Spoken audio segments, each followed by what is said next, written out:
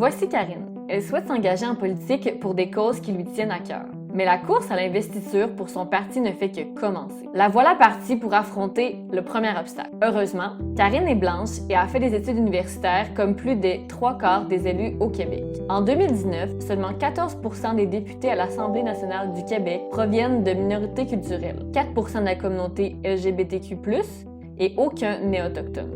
On a répété à Karine que la politique est une affaire d'hommes et que les femmes sont trop sensibles pour être en charge des affaires de l'État. Karine doute beaucoup plus de ses capacités que ses collègues masculins. Une étude américaine a montré que les parents encourageaient plus leurs fils que les filles à s'engager en politique, voire même déconseillaient à leurs filles d'emprunter cette voie. Karine a également choisi d'avoir des enfants.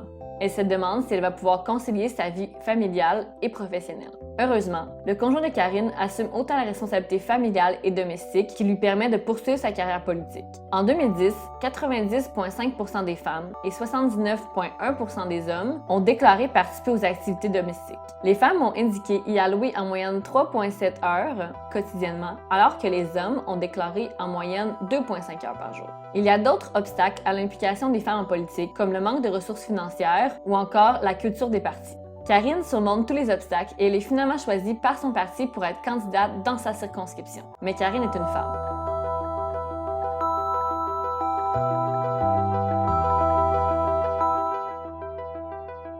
Le système actuel ne favorise pas son ascension à des hautes fonctions politiques.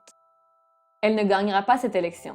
Au Québec, la parité homme-femme est loin d'être atteinte dans les lieux décisionnels. Selon les études les plus récentes, les femmes demeurent sous-représentées dans les MRC, les municipalités, les hautes fonctions publiques québécoises et les CA d'entreprise où elles n'atteignent jamais plus que 35%. Les rares espaces où la parité est respectée sont les secteurs traditionnellement associés aux femmes, comme l'éducation, la santé et la culture. Ce n'est pas le cas des hautes fonctions publiques ou dans les affaires.